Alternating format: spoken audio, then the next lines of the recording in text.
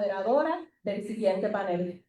Así que ahora oficialmente estaremos dando paso a las ponencias de la tarde y les recordamos a los presentes que la ronda de comentarios y preguntas se llevará a cabo al finalizar las presentaciones. Dará inicio a esta ronda de ponencias la doctora Argelia Pacheco Díaz, quien se destaca como profesora de la Universidad de Puerto Rico en Aguadilla. La doctora Pacheco estará disertando sobre el tema Aguadilla y el oeste de Puerto Rico en el contexto del comercio con el norte de Europa en el siglo XIX. Disfruten su ponencia.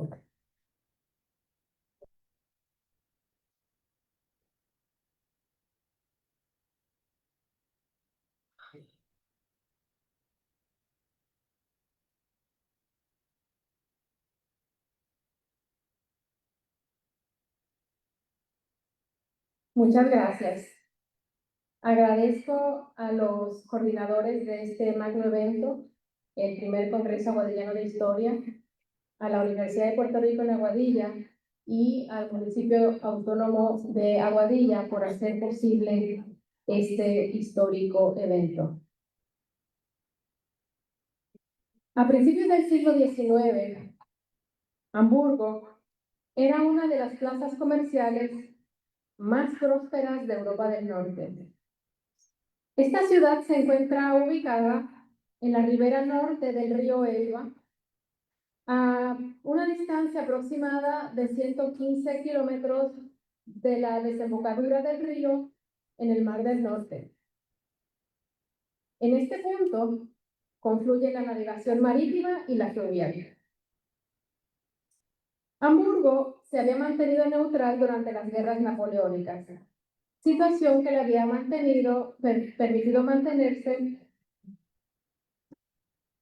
neutral y expandir sus negocios. Se estima que a principios de esa centuria se encontraban diariamente atracadas en su puerto no menos de 200 embarcaciones extranjeras. Sin embargo, esta bonanza sufrió un revés en el marco de las guerras napoleónicas. En 1803, las tropas francesas entraron por Hannover e impidieron el paso de los ingleses al río Elba. En respuesta, la Armada Naval inglesa bloqueó la entrada al río, tratando con ello de debilitar el avance francés hacia el este de Europa. Como consecuencia del conflicto, la actividad comercial de Hamburgo se vio obligada a mudarse a König, puerto danés localizado en el Mar del Norte.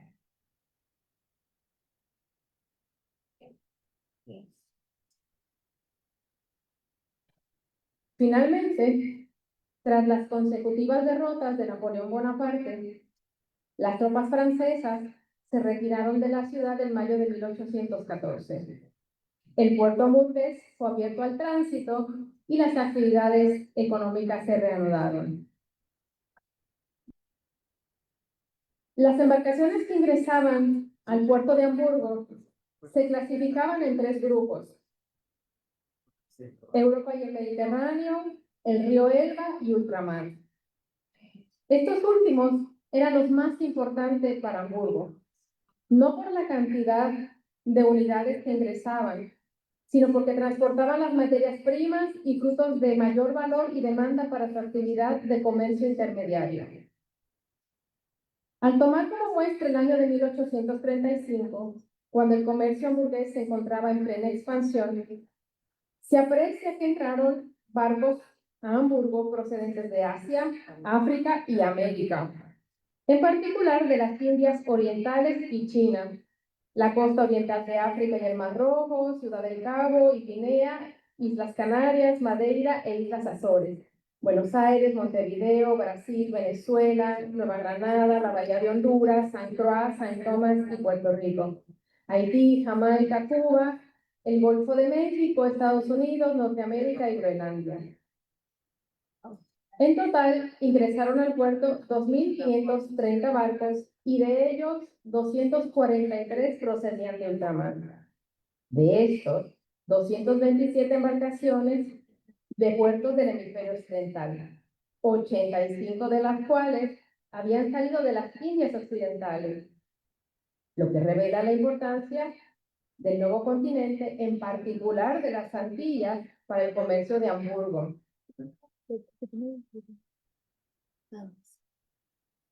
De acuerdo con el término de la época, en la documentación hamburguesa, se designa a las islas de las Antillas como Indias occidentales. Los puertos del Caribe continental, como el Golfo de México y la Bahía de Honduras, no solían ser incluidos en este grupo. Sin embargo, en algunos documentos llegaron a incluirse los puertos de Veracruz y La Guaira en las Indias occidentales.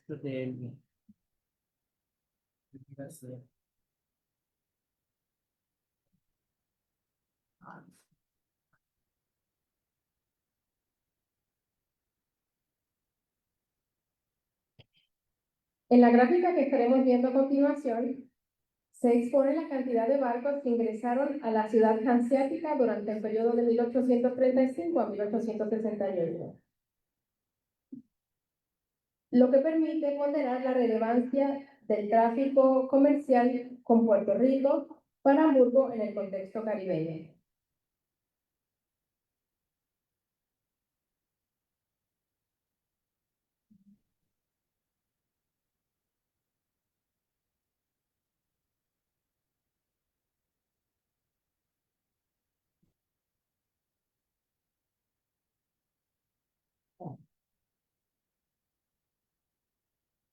Un aspecto interesante de la misma es que refleja que el espacio geográfico, desde la perspectiva comercial, no se constreñía a las fronteras políticas, sino a lo más conveniente para las rutas comerciales. Por esa causa, se llegó a agrupar en Hamburgo, bajo un mismo rubro, a Haití y Santo Domingo, San Tomás, Puerto Rico y San Croix, así como a Venezuela y Nueva Granada. De la misma manera, llama la atención que se contabilicen los puertos del Golfo de México de forma separada de los puertos mexicanos ubicados en el Océano Pacífico.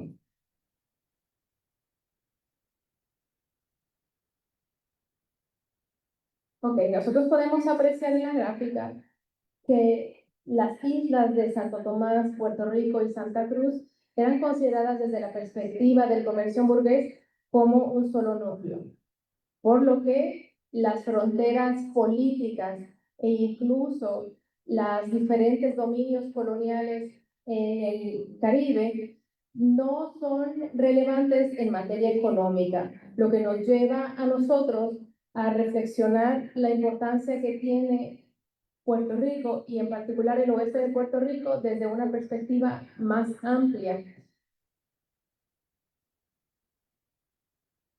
Igualmente, podemos nosotros apreciar que tenemos el binomio Venezuela-Nueva Granada y el Haití-Santo Domingo, que es considerado como una misma espacio y ruta comercial. En el periodo de 1835 a 1868,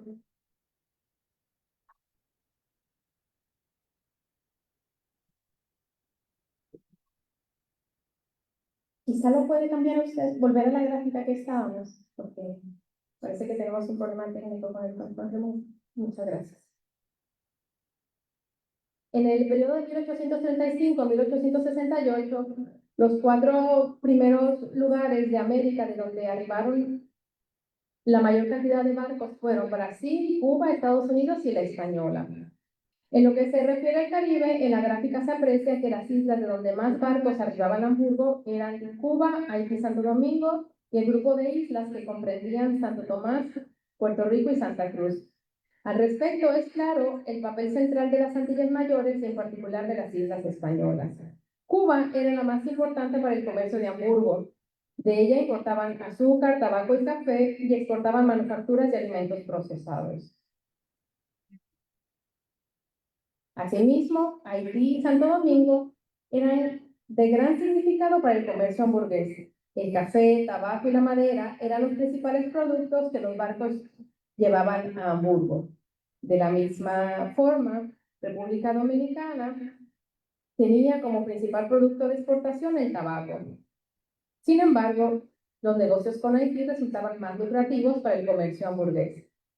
Al respecto, se ha considerado que en el siglo XIX Haití era más importante para la ciudad alemana de Bremen que para Hamburgo, y que Santo Tomás era a su vez más valiosa para Hamburgo.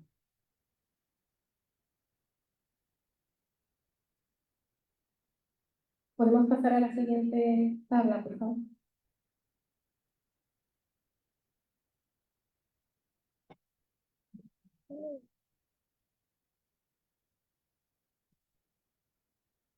El oeste de Puerto Rico en el contexto del comercio con Europa. En esta gráfica, nosotros podemos apreciar los puntos de Puerto Rico más frecuentados por los barcos entrados en Hamburgo en el periodo de 1815 a 1868. Esta tabla presenta los puertos puertorriqueños que frecuentaban las embarcaciones que entraron a Hamburgo procedentes de Puerto Rico. No se especifica la bandera de esas embarcaciones. En el largo plazo, Arecibo fue el puerto más mencionado por la documentación hamburguesa. Sin embargo, los datos con los que se elaboró la gráfica permiten anotar que a mediados de la década de 1830 y hasta finales de la de 1850, no.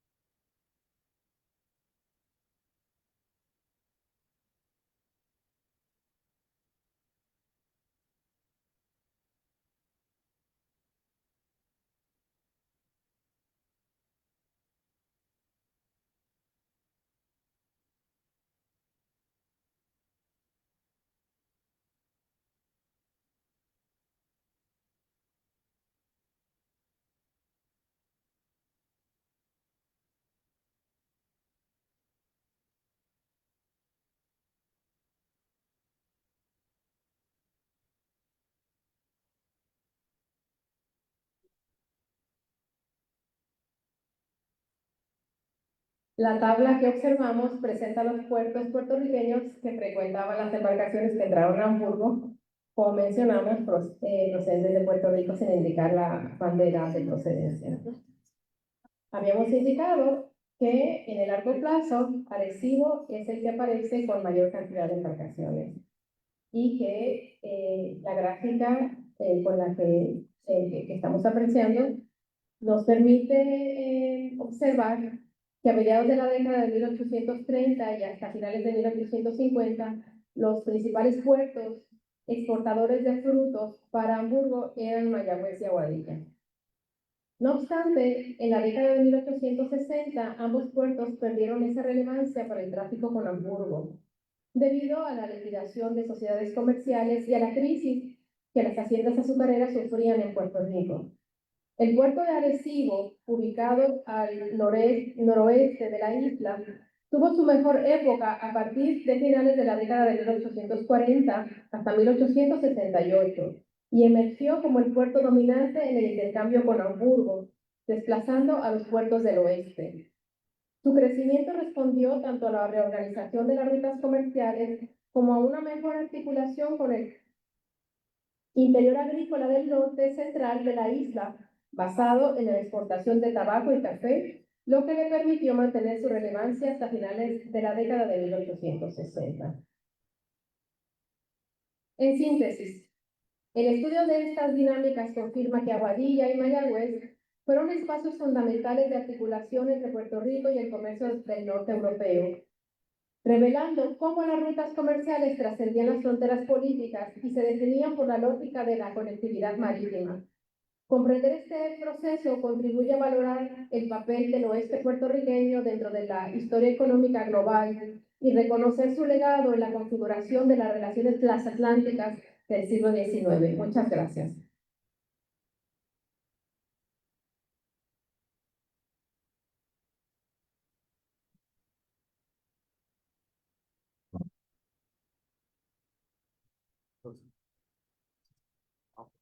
Pedimos una disculpa por las dificultades técnicas y agradecemos a la doctora Argelia Pacheco Díaz por iniciar las ponencias de la tarde de hoy y por exponer tan excelente tema. Ahora vamos a dar continuidad con la doctora Alison Torres Ramos, quien también se destaca como profesora de la Universidad de Puerto Rico en Aguadilla y nos presentará el tema Aguadilla escrita, explorando la identidad, el bilingüismo y el poder a través del paisaje lingüístico urbano. Disfruten el tema.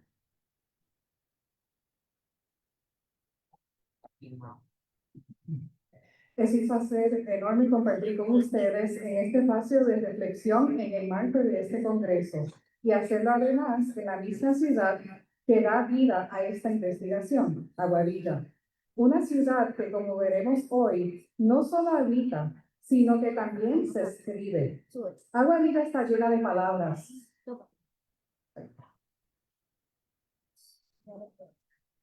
En los muros, en los letreros, en los anuncios y hasta en los espacios que parecen silenciosos, donde el color y la tipografía también comunican algo.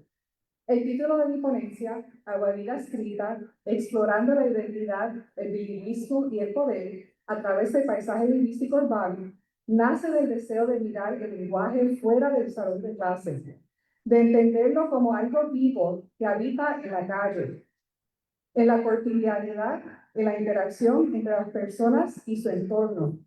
En esta ponencia les invito a descubrir cómo el paisaje lingüístico puede convertirse en una ventana hacia identidades, las ideologías y los afectos que circulan en nuestra comunidad. Al caminar por Aguadilla es leer su historia. Cada rótulo, cada mural, cada anuncio cuenta algo sobre nosotros. Algunos nos orientan. Bienvenidos a Aguadilla. Salida, no entre. Otros nos invitan al consumo. Cheesecake Boutique, con más de 95 sabores. Y Café helado, it's all about coffee. Y otros simplemente nos hablan al corazón. Frases como, cógelo suave, pintadas sobre una pared, o te mereces un bon brunch. Todas son expresiones que, al igual que nuestras conversaciones diarias, mezclan idiomas, emociones y propósitos. Puerto Rico ha vivido más de un siglo de tensiones lingüísticas derivadas de su relación colonial con los Estados Unidos. Desde las primeras políticas de americanización hasta las reformas educativas contemporáneas, el idioma ha sido una arena donde se ha destacado diferentes situaciones de poder. Pero el lenguaje, como práctica social, también es resistencia. Y eso es lo que se observa en Aguadilla. Una apropiación creativa del bilingüismo que redefine lo que significa ser puertorriqueño.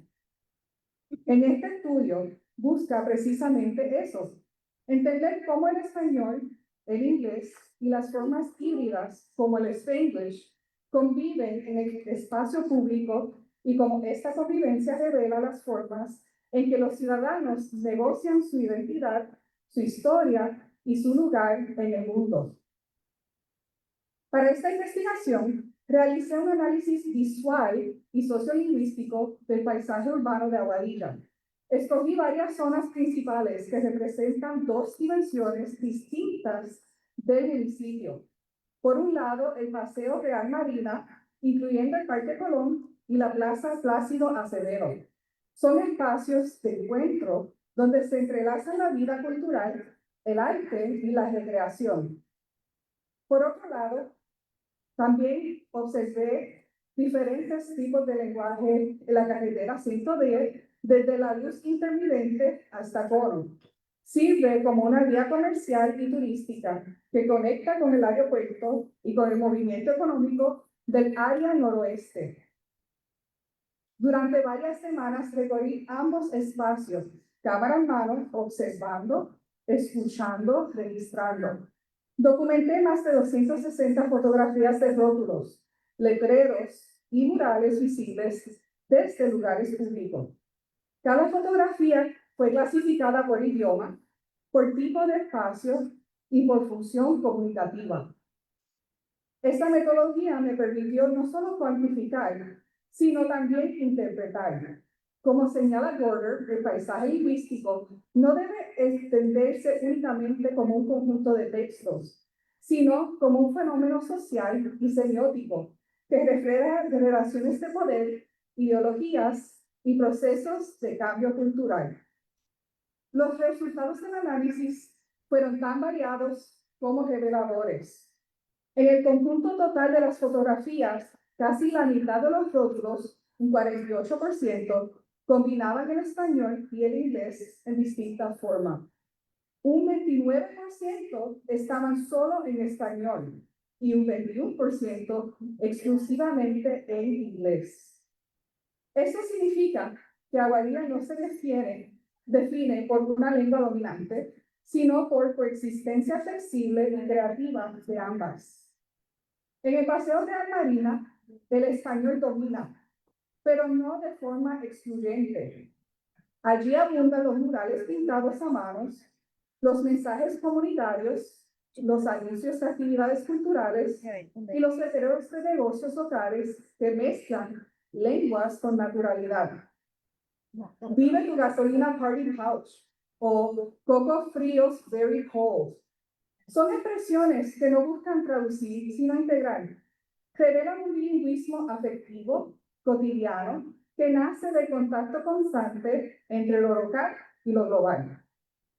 Al contraste, en la carretera 110, el inglés adquiere mayor visibilidad.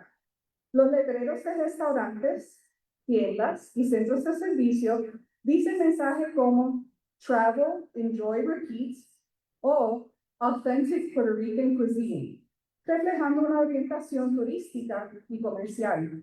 Sin embargo, incluso en esos espacios donde el inglés domina, el español reaparece en los detalles. Esta coexistencia revela una práctica lingüística estratégica donde las lenguas se complementan más que competir. Estos patrones visuales y lingüísticos reflejan procesos más profundos. El inglés en Puerto Rico es una lengua con doble carga, símbolo de oportunidades y movilidad social, pero también de desigualdad y distancia. El español, en cambio, representa la pertenencia y la emoción colectiva. El paisaje lingüístico de Aguadilla, ambas lenguas no se enfrentan, sino que dialogan. Esta convivencia da lugar a lo que Morales Lugo llama translingüismo, una práctica comunicativa que trasciende los límites tradicionales entre lenguas. No se trata de pasar de un idioma a otro, sino de usar todos los recursos disponibles para construir un significado. Los ejemplos en Spanglish muestran cómo los hablantes crean nuevas formas de expresión que desafían las jerarquías lingüísticas. Son actos de creatividad, de agencia y de resistencia simbólica. El lenguaje visual refuerza esta interpretación. En el Paseo Real Marina y las áreas limítrofes predominan los colores vivos, el azul del mar, el rojo de la bandera, el amarillo brillante que evoca el sol del Caribe. Las tipografías son expresivas y los mensajes transmiten afecto, pertenencia y orgullo local. En las paredes encontramos expresiones como el que va a Aguadilla tiene su silla. Cada trazo de pintura parece un acto de afirmación identitaria. En contraste, la carretera 110 presenta una estética globalizada. Los rótulos impresos y los logos corporativos proyectan una modernidad más fría, más impersonal. Pero incluso allí se cuela lo local. Una bandera diminuta en un menú, una palabra en español en medio de un cartel en inglés. Esta hibridez lingüística y estética demuestra que el español sigue siendo un marcador de autenticidad cultural, incluso en contextos dominados por el inglés. Desde una perspectiva semiótica, cada dicción, tipografía, cada color y cada mezcla de idioma comunica ideología. Los murales del Paseo Real Marina gritan comunidad. los herederos de la carretera 110 susurran globalización. Juntos conforman un diálogo sobre quiénes somos y hacia dónde nos dirigimos. Mirar el paisaje lingüístico de Aguadilla en conjunto es como observar un espejo en movimiento. Refleja una identidad que no es estática, sino que se renueva con cada interacción, con cada nueva palabra pintada. También es un escenario donde se representan las tensiones entre lo local y lo global, entre la memoria y la modernidad. En ese sentido, como lo plantea Jorge Duani, la identidad puertorriqueña se construye en el vaivén, en ese ir y venir constante entre la isla y la diáspora, entre el español y el inglés, entre el pasado y el futuro. Brenda Domínguez Rosado sugiere que hoy estamos presenciando un desvinculamiento entre la lengua e identidad. Ya no es necesario hablar solo español para sentirse puertorriqueño. Esta idea se confirma en Aguadilla, donde la gente usa el inglés sin miedo, sin que eso implique renunciar a su cultura. El bilingüismo deja de ser una imposición externa para convertirse en una herramienta de expresión y pertenencia múltiple. Al analizar los rótulos, comprendemos que el paisaje lingüístico no solo comunica información, también produce emociones. Un rótulo con la frase I love Aguadilla genera orgullo. Un cartel bilingüe en una tienda turística muestra apertura. Un letrero que dice somos tan amigos que nos parecemos uno nos recuerda que la identidad no se limita a una frontera geográfica. Estas expresiones son formas de decir estamos aquí, existimos en dos lenguas y ambas nos pertenecen. Aguadilla entonces se escribe todos los días, no solo en los murales y rótulos, sino también en la forma en que sus habitantes habitan el lenguaje. Cada palabra, cada mezcla, cada color es una afirmación de vida. Este estudio muestra que el paisaje lingüístico no es un mero adorno armado, es un archivo vivo de nuestras emociones, luchas y esperanzas. Muchas gracias.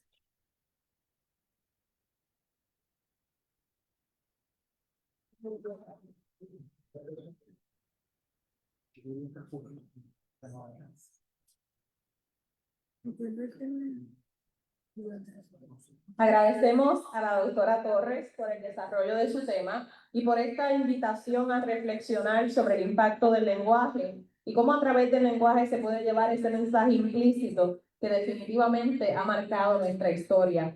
Así que muchísimas gracias, excelente tema.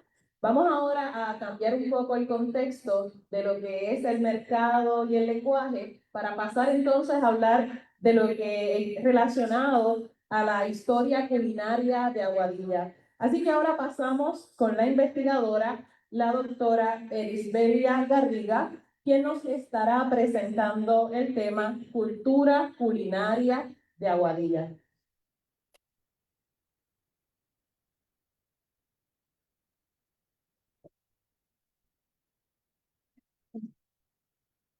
Buenas tardes a todos. Mi tema es basado en experiencia personal, además de una encuesta informal que hice hace varios meses para ver qué recordaba la gente con relación a qué comían cuando eran niños. Así que yo traté de ver que la gente se pusiera a pensar en el pasado. Y entonces yo hice una lista de cosas que nosotros hacíamos en la casa cuando pequeña, lo que mi mamá servía, la familia cuando íbamos de visita nos servían, tanto en el desayuno como en el almuerzo, como en la cena. Entonces, lo que quiero preguntar, ¿qué es cultura culinaria aguadillana? Aguadillana porque estamos aquí en Aguadilla, pero ¿qué es cultura culinaria? Eso es el conjunto de ingredientes, métodos, prácticas, formas de cocinar, cómo se cultivan, cómo se comparte con la cocina. Eso es la cultura culinaria aguadillana. La comida es un elemento esencial en nuestra vida porque nos sostiene, sobrevivimos con ella, no podríamos vivir mucho tiempo si no tenemos esa comida en el cuerpo. La usamos para celebraciones familiares, para festivales, fiestas. Díganme ustedes que es una reunión o una fiesta sin comida, música y bebida. Todos, por lo general, incluimos esas tres cosas en lo que hacemos.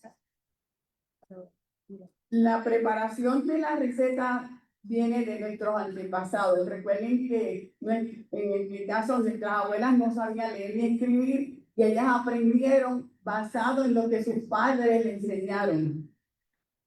Era una forma de hacerlo verbalmente, no había nada escrito. Digo, hay unos libros que son españoles, que son de los 1800 y pico, pero en Puerto Rico no teníamos esos libros. En Cuba se hizo también uno y ese creo que tengo entendido que fue la copia que se usó para hacer el que se hizo en Puerto Rico. Lo que quiero decirles es que la cocina nos une a nosotros porque siempre que hay reunión, y esto estoy hablando de tiempos pasados, no de ahora, porque ahora con las redes sociales y todas estas cosas, la familia ya no se reúne como antes.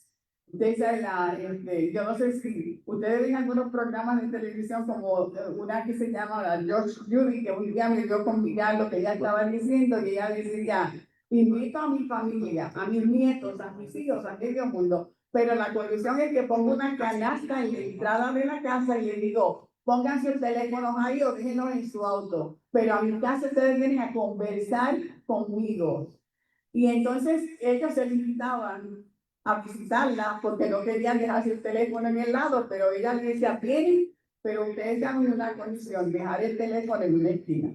Y ustedes saben que hoy día el teléfono es una necesidad que necesitamos tenerlo en la mano para todo lo que estamos haciendo. Digo, todos los que tienen otros propósitos, pero a mí se me olvida a veces y lo dejo en la cocina o en el cuarto o lo que sea, y yo tengo que mirar que es quien me está llamando. Hoy día, con los ingredientes que utilizamos para cocinar, casi nunca conseguimos el sabor que tenían nuestras madres. Usted siempre tiene un motivo para decir, voy a probar esto, y siempre está pensando en cómo cocinaba mi mamá, cómo cocinaba mi abuela, porque está buscando ese sabor de nuestros antepasados. Nosotros en este momento tenemos dificultades porque, por ejemplo, el terreno tiene muchos insecticidas y muchas otras cosas que no es el mismo terreno que se utilizaba antiguamente. O sea, antes era más virgen ese terreno. Ahora, pues tiene tanta cosa que el sabor de los productos no es igual. En la cocina casi siempre se consideraba que era algo para la mujer. Los varones se suponía que no estaban haciendo nada en la cocina. Mi papá decía, si uno de mis hermanos estaba lavando los platos, salte de ahí, que eso es cosa de mujer. O sea, que en esa época, después de eso, ustedes saben que ya eso cambió y los hombres cocinan a veces mucho mejor que las mujeres, ¿verdad que sí? Así que el fin de la mujer era cocinar, cuidar, nutrir a su familia. Y eso era lo que el hombre veía en la casa. Las mujeres casi nunca trabajaban fuera. Siempre estaban en la casa, cuidaban a los hijos y hacían todos los menesteres de la casa. Pero aprender a cocinar es una necesidad. Así que tanto hombres como mujeres necesitan aprender a cocinar. Con el tiempo es algo placentero y también para otros es un modo de ganarse la vida. Nuestras familias también eran muy hospitalarias. Antes se cocinaba para la familia inmediata y para alguien que viviera de sorpresa. Aquí yo tengo una anécdota. Mi papá dice que decía, pues mi papi murió ya, decía que cuando en una ocasión En su casa no servían carne todos los días, pero ese día le dieron a él un pedacito de carne, creo que era un montito de pollo, y él lo dejó para el final. ¿Qué pasa? Llega una visita y el papá le quitó el pedazo de carne y se lo dio a la visita. Él dijo que aprendió desde ese día que lo primero que se comía era la carne, porque no se le iban a volver a quitar. Entonces, lo que estoy diciendo es que cuando llegaba una visita a la casa, casi siempre la familia no dejaba que se fuera hasta que ellos no comieran algo. Y yo digo, los obligaban a comer, porque mucha gente llega a la casa de ustedes, y hoy día mucha gente no ofrece nada, pero en aquella época siempre se ofrecía algo. Y entonces, pues la gente decía, no, yo no quiero, estoy llena. O sea, aunque no estuviera lleno, decían, estoy llena. Y no comían nada, pero la gente siempre los obligaba a coger algo de la casa. Y yo creo que ahorita, usted a veces hoy día va a una casa y no le ofrecen ni agua. Antes le ofrecían 50.000 cosas. Eso es cierto, ¿verdad que sí? En aquella época no había preocupación por el número de calorías, porque la gente comía y no tenía ese problema que hay hoy día, que todo se cuenta en calorías y lo que fuera. Se cocinaba con pura manteca. Hoy día se cocina con aceite vegetal, pero sin embargo hay estudios que dicen que la manteca es buena. O sea que a veces usted no sabe qué cosas va a utilizar en la cocina, pero la manteca le daba buen gusto a la comida.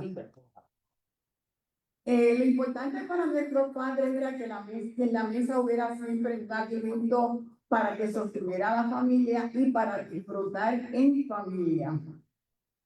Nuestras madres y abuelas eran muy creativas porque cocinaban por el tacto, el olfato, el gusto y sustituían los ingredientes con lo que encontraran. Tengo ya una persona que me contestó que en su casa usaban la lechosa verde si no había papa para cocinar las habichuelas. O los guisos que hicieran en la casa con carne usaban la lechosa verde. Mami usaba yo no sé si ustedes conocen un vegetal que se llama lerenis y también uno que se llamaba gundas. Que entonces las gundas era una enredadera y ese parecía una papita pequeña en forma de corazón. Ese también era como una papa, lo único que era más durita. Los lerenes son crujientes y entonces por más que usted los hierva, nunca le quedan suaves como la papa. Pero son buenos, ya yo los probé porque cuando yo empecé a escribir mis libros de cocina, yo tengo 4, cuando empecé a escribirlos, yo vine acá a San Sebastián, hay un mercado los viernes por la mañana, y ahí ustedes pueden ver un montón de vegetales y de cosas que a veces no se ven en el mercado. Pero Aguadilla ahora ya no tiene mercado, así que hay que estar buscando a ver dónde se consiguen estos, las viandas y demás. Pero la gente sustituía estas cosas cuando no tenían la papa que era lo que utilizaban.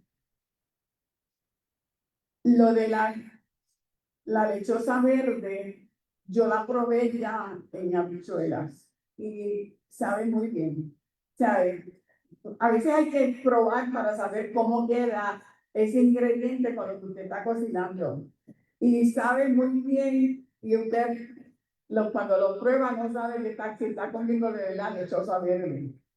Es igual que ustedes saben que el melón de agua, la parte blanca, se puede cocinar como si usted hiciera un dulce de lechosa, igualito. Se le quita la cáscara verde y se come lo rojo. La parte blanca que queda, lo parten en rebanadas, le echa lo mismo que le echa a una lechosa y usted tiene un dulce de la cascarita de melón riquísimo, igualito que la lechosa. Ok, la otra pregunta. Además del hogar, ¿dónde más se comía? En Aguadilla teníamos una serie de fondas que ya han ido desapareciendo. En Aguadilla había una fonda bien famosa que se llama la Fonda de Genara, que casi todo el mundo la conocía, ¿verdad? En la calle Corchado. Ahí dicen que se preparaba un sancocho con patitas de cerdo y fuerza, toallita, como dicen, mondongo, ¿verdad? Otra fonda fue la mina de Redito Ortiz en el Tamarindo, cerca del Callejón del Fuerte. Cerca de mi casa, en la calle Aguada, en la esquina de la calle Progreso, donde estaba la unidad de salud pública antes, ahí al lado había un edificio que era de don Pedro Cabán, y en el primer piso había una fonda. Ahí nosotros comprábamos habichuelas cuando mami preparaba arroz, pero no quería preparar habichuelas. Y decía, vayan a la fonda y le traen habichuelas de allá. Cocinaban riquísimo. Otro lugar, esa fonda era de Tomasini y quedaba donde, yo no sé si ustedes saben, donde estaba el almacén de Bruno Vargas frente a la plaza del mercado vieja. También allí en los bajos al lado de esa fonda había un supermercado que le decían Superete. Yo me imagino que el dueño vino de Estados Unidos y por eso le puso ese nombre de Superete. Pero eso quiere decir un mini supermercado, el Superete. Teníamos dos fuentes de soda que servían como lugar de reunión. La farmacia Ferrari tenía una y la Río Pérez tenía la otra. Otro lugar, cuando se salía del Cine Rex, se hacía una parada en el Daily Delight para helado, hamburguesas, papas fritas, ese tipo de cosas. Entonces, un restaurante donde se comía comida riquísima era en el Nito, que estaba en la calle Progreso, esquina Avenida Jumet, la que va para el parque. Ahí se cocinaba riquísimo. Ustedes tenían otro restaurante que se llamaba el famoso Chicken Inn, que se quemó. Ahí también se cocinaba muy bueno. O sea, estoy llamando a las personas que conocían los sitios, recordar el pasado. A los jóvenes, ustedes empiecen a preguntarle a sus padres si se acuerdan de esto. Pero esto es parte de la cultura culinaria de Aguadilla. En el Hotel Borinquen había no me acuerdo qué piso era, pero algún lugar donde se iba a comer y también los jóvenes iban allí a bailar. Entonces, cuando salían de la escuela, a veces después de las 3 de la tarde había música y la gente bailaba allí y además comían en el Hotel Borinquen. Una panadería y repostería ubicada, ¿se acuerdan dónde estaba el cuartel de la policía? Uno de los viejos, el primero, se llamaba en la calle Progreso La Abeja, que ahora lo que queda es el vestigio solamente del edificio, aparece la abeja, pero ya le faltan las letras, y ya se está cayendo se está cayendo la letra. En La Abeja, yo puedo decirle esto, tan pronto nosotros vivíamos en la calle Aguada, y tan pronto salía el pan calientito a las 9 de la noche, se oía por todo el área ese olor a pan calientito. Y mi mamá decía, vayan a buscar pan, y vamos a buscar pan, y a esa hora comíamos a las 9 y pico de la noche, comíamos pan, ella le ponía mantequilla y a veces un aguacate maduro adentro. Y ese era como yo digo, la merienda antes de dormir. Otra cosa que mami le ponía al pan era, lo voy a decir como todos lo decíamos, jamón picado, ¿verdad? Jamón picado, pero ese es un jamón picado. Entonces, eso se lo ponía también al pan calientito y era delicioso. Hoy día ya casi la gente no va a buscar nada de ese tipo de cosas, pero el jamón picado se usaba para las mezclitas de sándwich de mezcla, para las fiestas. Un lugar que hace 50 años que está aquí en Aguadilla es el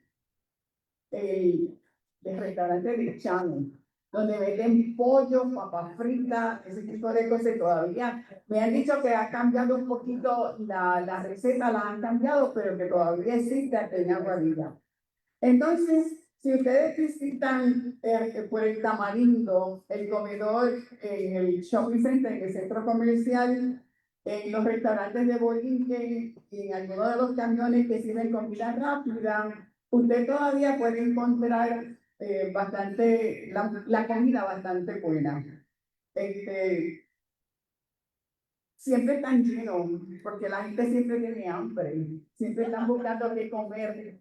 Así que, pero la otra cosa que iba a comentar era que por ejemplo,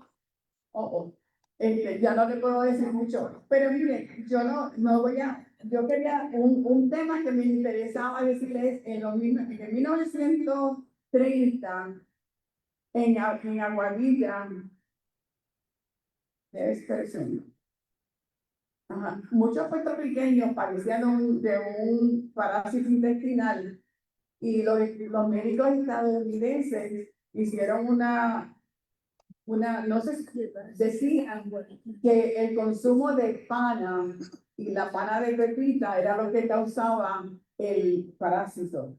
Entonces, esto se hizo con el fin de que se trajera la papa extranjera para Guadilla o para Puerto Rico, vamos a decir, pero en este caso mami decía, hay escasez de pana.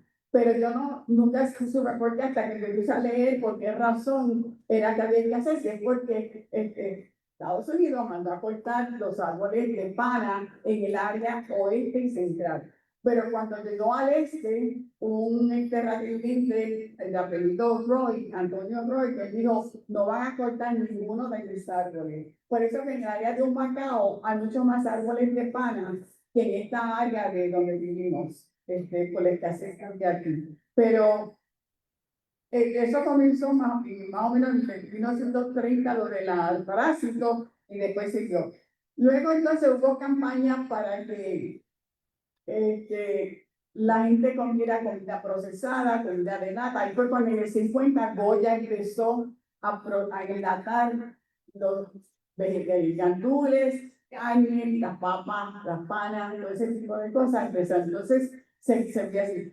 En la encuesta encontré, antes de yo irme, en la encuesta encontré que la gente nunca mencionó que comían vegetales.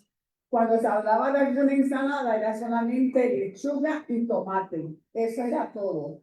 Pero en mi casa, mami se crió en el campo y ella nos daba entonces habichuelas tiernas que se cosechaban en algún sitio donde ella se crió y sabía o iba a comprar a la plaza del mercado. Nos incluían una rebanada de pepinillo, y entonces a nosotros teníamos un poquito más de ensalada, la remolacha, ese tipo de cosas no las servían. Pero en la encuesta dice que nadie utilizaba ensalada de ninguna clase. Postres tampoco, la gente no me hizo, pero sí se hacían los dulces de paila, como el de batata, el de coco. Mi padre ayudaba a su padre a venderlo, y entonces por eso yo conocía lo de los dulces de paila. Una palabra que yo aprendí haciendo esto fue que los campesinos que cortaban las cañas y la zafra tenían algo que se llamaba parva. Parva era lo que les daban de comida cuando se lo llevaban al trabajo y lo hacían en unas bolsitas de tela donde guardaban ahí su comida. Y entonces cuando llegaban al trabajo lo ponían al sol para que se calentara, porque en aquella época no tenían forma de calentar nada. Su café en un termo, que era pues cuando empezó lo del termo, cuando las fiambreras empezaron a utilizar, y así utilizaban las fiambreras, pero como, ya me están diciendo que me tengo que ir, pero fíjense, otra cosa es que en Aguadilla había muchos pregoneros, como las donas de Cesario, el mondongo de Nanda, que iba por la calle gritando, llegó mondongo y lo vendía en un plato a 25 centavos el plato.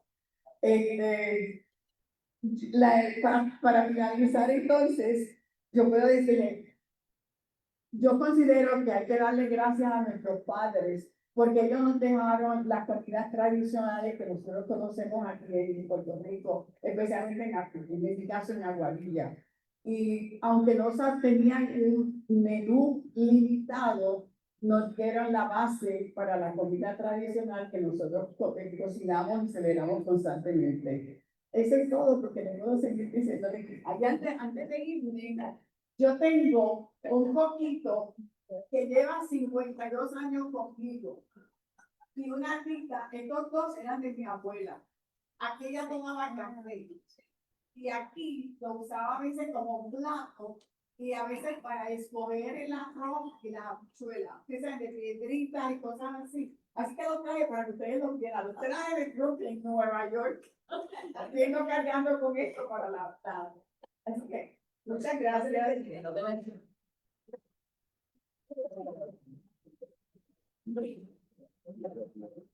Vamos a tomar un momento para destacar que la doctora Elisberia Garriga se trasladó desde New York para poder estar hoy con nosotros acá compartiendo toda esta historia, ¿verdad? Sobre la historia culinaria de Aguadilla y abrirnos el apetito con todas estas recetas y todos esos menús que compartió con nosotros. Así que estamos muy agradecidos.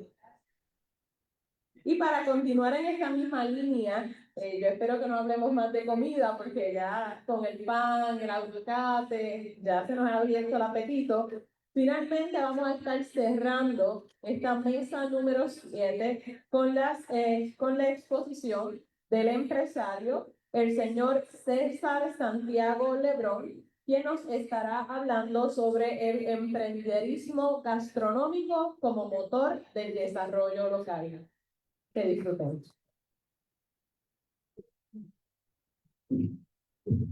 Saludos, buenas tardes. Hay gente por ahí. Después de ese banquete que han hablado, yo voy a seguir hablando un poquito de ese tema que tanto me apasiona, que es la gastronomía, ¿verdad? La doctora Garriga le habló de esas delicias, que es precisamente uno de los temas que se trata del movimiento gastronómico, que ya la gente viene en búsqueda de cosas especiales de nuestra región, de nuestro pueblo, para disfrutar y de una vez conocer el pueblo. A mí me apasiona el tema de la gastronomía. Ay, qué chévere, mira para allá.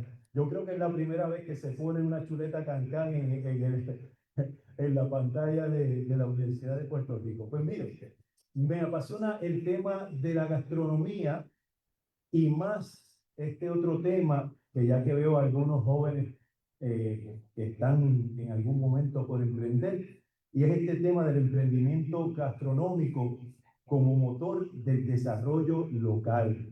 Porque muchas veces cuando pensamos en restaurantes, cafeterías, panaderías, pensamos como en negocios de comida, meseros, platos, cocineros, pero eso va más allá que esas tres cosas. Déjame ver si esto está. Ahí está.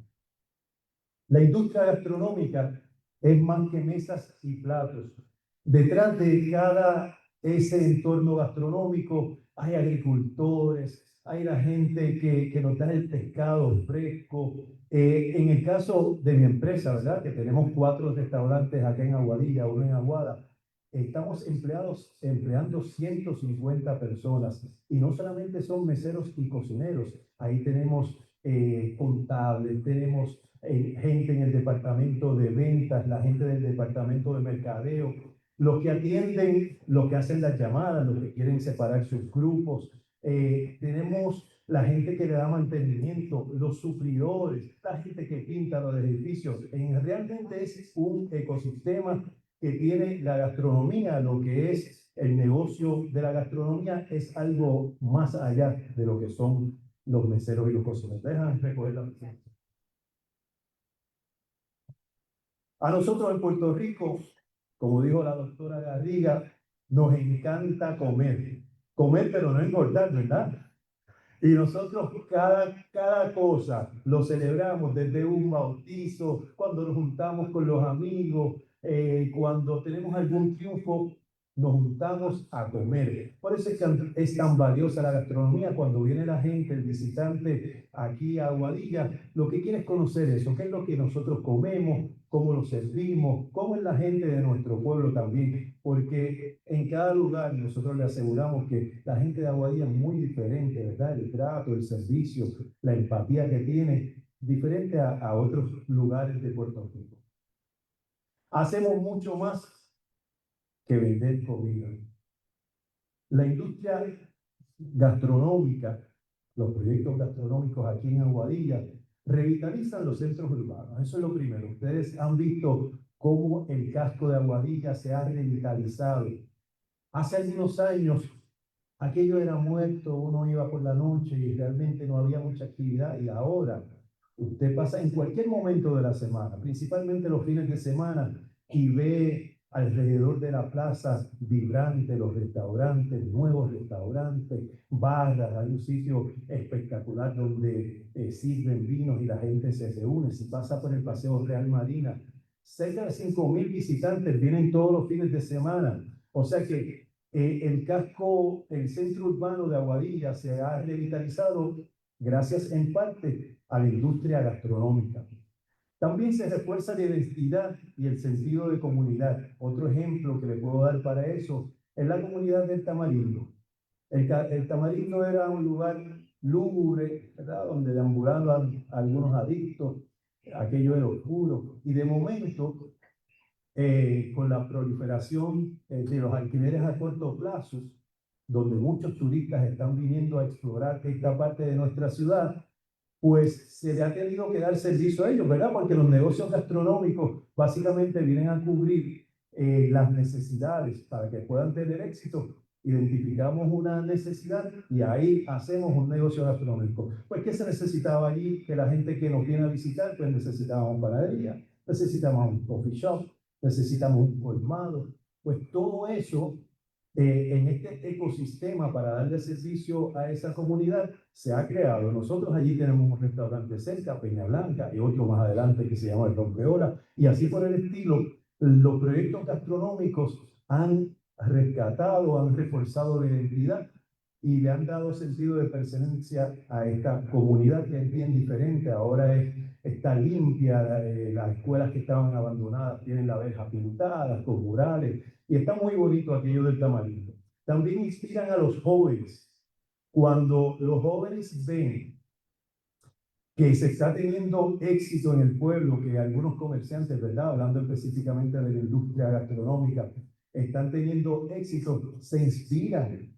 Y aquellas personas que quieren, al igual que lo he hecho yo, que llevo 60 años viviendo en esta ciudad y que he vivido todo el tiempo de lo que es Aguadilla, de la industria aguadillana. En ocasiones he tenido, operando desde Aguadilla, dar servicio en toda la isla, pero Aguadilla siempre ha sido mi centro de trabajo. Y afortunadamente, gracias a la gente local que ha patrocinado nuestros restaurantes y al visitante, hemos podido vivir, disfrutar, tener una vida tranquila en un entorno de paz aquí en el pueblo de Aguadilla. Y eso, cada vez que hay un emprendedor que tiene éxito, inspira a la juventud también a quedarse e invertir en sus sueños aquí en su pueblo. También se promueve un turismo responsable porque la gastronomía es de compartir, de juntarse, de hablar, posiblemente de dejar los teléfonos celulares al lado y hablar con el que está con nosotros, el junte, ¿verdad? Con los amigos. De eso se trata la gastronomía. Así que mucho más que vender comida, la gastronomía es hasta un embajador de su territorio. Porque las personas que trabajan en los negocios de gastronomía, pues también son la gente que atiende al visitante. La gente que llega hasta Aguadilla, pues quiere conocer lo que se da aquí. Y nosotros, como embajadores, debemos hablarle un poquito de lo que es nuestras costumbres, nuestra comida, nuestra forma de servirla. Y el visitante que está buscando saborear lo nuestro, pues como dijo la doctora Garrido también, pues nosotros tenemos que tener cosas especiales que brindarle. Aquí tenemos un pescado fresco que está espectacular, las empanadillas, los mofongos en esta área, ¿verdad? Por los plátanos que se sirven en esta región también, son cosas que tienen un sabor diferente, una esencia diferente y se le pone un cariño diferente también que hace que el comensal lo disfrute de una mejor manera. El visitante está buscando cada día más cosas fuera de la metrópoli. Por eso ahora con las redes sociales, donde quiera que un emprendedor, que antes lo tenía que hacer posiblemente en sitios específicos, ¿verdad? Muy concurridos, ahora el visitante llega a donde sea en busca de algo que vio en las redes sociales, llega al campo, llega a la montaña, llega a lo más recóndito, porque afortunadamente las redes sociales y los visitantes que cada día cambian más, están buscando ese tipo de experiencia, lo que hace más viable que la gente no tiene que pagar altas rentas posiblemente en los centros más concurridos y puede tener su negocio exitoso fuera de las áreas metropolitanas. En resumen, un negocio de comida bien pensado puede generar empleos, activar zonas olvidadas y atraer turismo de calidad. Definitivamente, si uno se concentra en dar una gastronomía de calidad, va a lograr muchas cosas. Pero dentro de todo lo bonito también están los retos, los costos operacionales altos, ¿verdad? La luz, el agua. Ahora mismo Luma es socio de los negocios de comida. 4% no de las ganancias, de las ventas. 4.000, 5.000 dólares mensuales. El agua, los empleados, lo difícil que es conseguir los empleados y con la escasez que hay debido a la gran cantidad de negocios que requieren empleados, pues requieren también que se les pague más. Eso es otro de los retos que tenemos. La permisología. Cada día es más complicada obtener una permisología para operar un restaurante. Y el mercado, como les dije, es cada vez más competitivo. Hace 14 años, cuando yo comencé acá, a lo mejor habían 20 o 25 alternativas de comida. Afortunadamente, ahora hay cientos de alternativas de buena gastronomía, de gente trabajadora que está acá dándole servicio. Pero eso a la vez, aparte de lo positivo, pues a la vez hace que sea más competitivo y un poco más difícil para trabajar. Pero igual que le digo la cosa, le digo lo otro. Este es el mejor momento para comenzar, el mejor momento para emprender es hoy, porque usualmente la gente piensa, utilizando un poquito el sentido común, en la mayoría de las mentes de los puertorriqueños piensan que la cosa va a estar más mala mañana y pasado, y el mes que viene va a estar peor. Pues entonces, si utilizamos el sentido común, sabemos que hoy es mejor que mañana. Así que si uno va a emprender, hoy es que debemos arrancar y emprender, hacerlo sabiamente, educarse. Ahora mismo hay un crecimiento grande del turismo, que es un buen factor para nosotros tener ese pensamiento positivo. La gente está en busca de experiencias. Si logramos hacer esas experiencias, podemos conseguir éxito. Hay fácil acceso a la información. A través de ChatGPT, a través de YouTube, podemos educarnos. Muchas veces esas materias no se dan, pero nos podemos educar a través de las redes.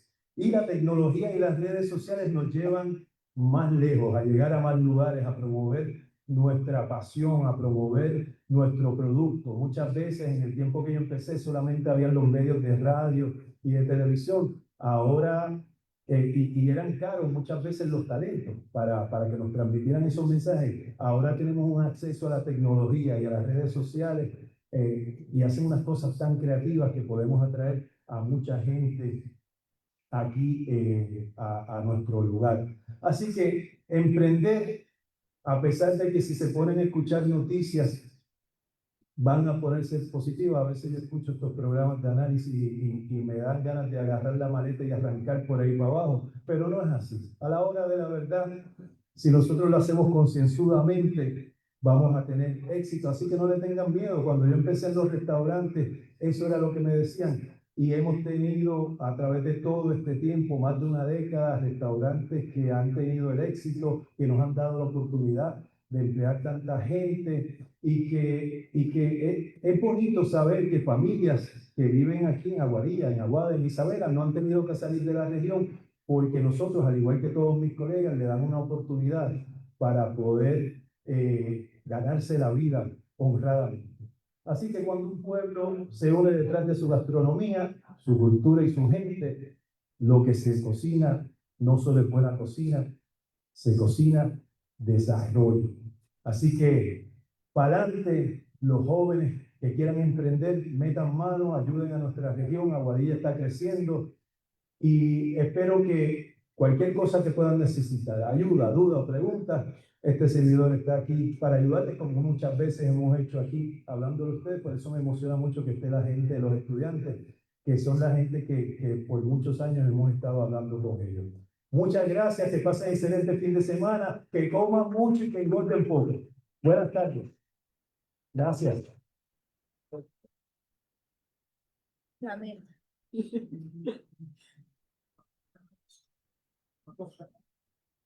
Agradecemos al señor César Santiago Lebrón por tan importante tema y tan buena exposición del mismo. De hecho, quiero rescatar el pensamiento: hoy es el mejor momento para emprender porque hoy es mejor que mañana. Así que ojalá, ¿verdad?, sea un pensamiento que nos inspire y que podamos seguir avanzando en nuestra historia de Aguadilla. Así que luego de haber pasado un gran momento y habernos deleitado con tan importantes temas, ahora vamos a invitar a todos los presentes a poder participar de la ronda de comentarios o preguntas que le quieran hacer, ¿verdad?, a cualquiera de nuestros panelistas. En la parte posterior tenemos los ujieres con los micrófonos, así que si usted desea realizar algún comentario o pregunta, siéntase en completa libertad de levantar su mano y también formar parte de la historia.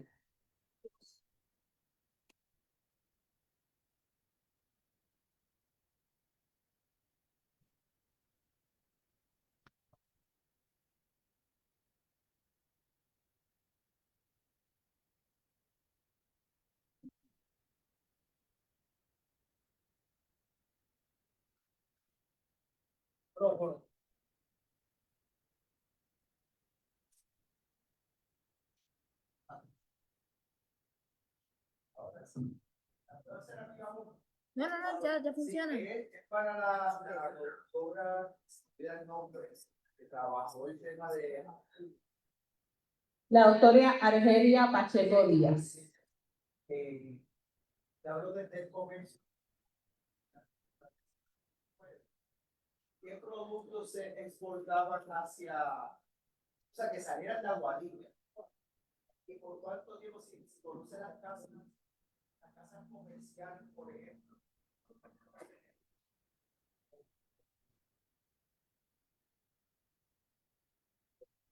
Café.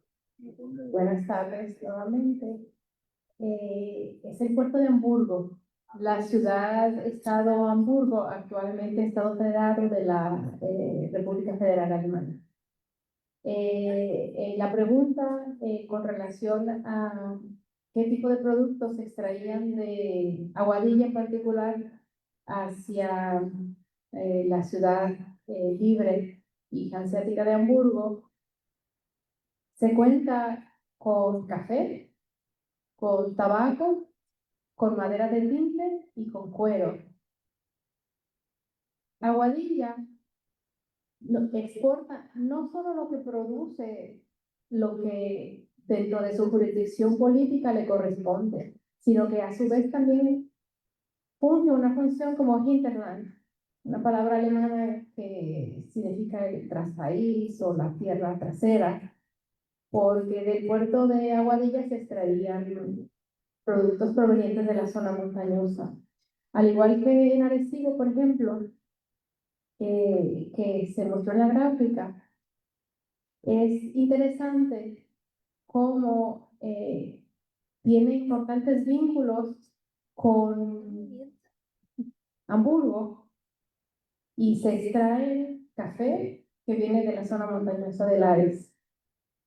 Sin embargo, lo que llama la atención en Arecibo es que no se conocen o no se han estudiado suficientemente las casas mercantiles alemanas que pudieran estar realizando ese comercio. Y esto es interesante porque no necesariamente los productos que llegan a Hamburgo o a Bremen, que es otra ciudad libre alemana, llegan gracias o en barcos con bandera de alguna ciudad libre alemana. Pueden llegar con procedentes de barcos españoles y pueden ser exportados por casas españolas o de otro origen nacional.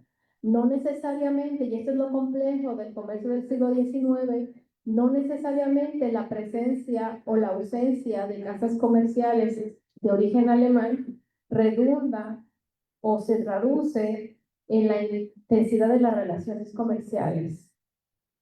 En este caso, ¿verdad? Tenemos aquí a la historiadora oficial de Aguadilla, quien ha trabajado intensamente sobre las casas comerciales y que, ¿verdad?, sus trabajos son un referente para la historiografía aguadillana y nacional. Así que realmente muy interesante la pregunta porque da pie a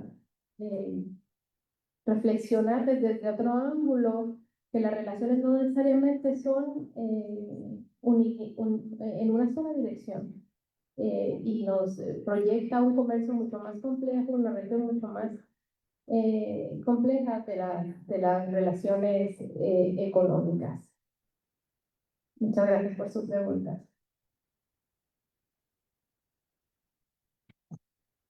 Muchas gracias. Nos quedan unos minutitos para preguntas adicionales. El micrófono de Nadia, adelante.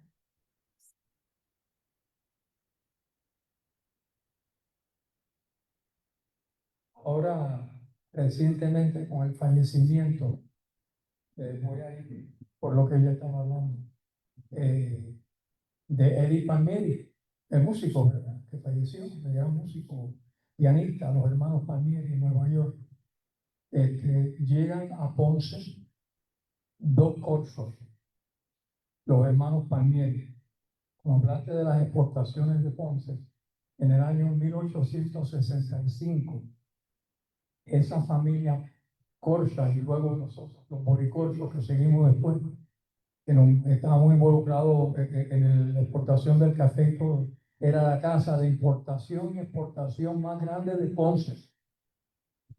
Todo lo que salía de Ponce, ellos lo controlaban, o sea que había otras familias también. Sabemos lo de Hamburgo, claro que es lógico, que hasta el día de hoy,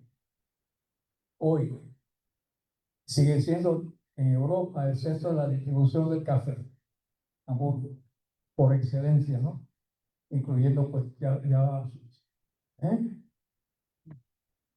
y el azúcar, y Bremen el azúcar. Sabemos que estamos ayer de la conferencia de la familia Sanders, en un momento determinado pues eran los mayores exportadores de café de esta área de aquí, pero sí había otras familias, había catalanes muy ricos también, había mallorquines en el centro de la isla que eran grandes exportadores, sobre todo de la sidra, esa fruta exótica de Puerto Rico que la consumen toda Francia y nosotros la llevan azucarada ya preparada y nosotros la desconocemos en Puerto Rico, o sea que habían muchos otros grupos también. Gracias.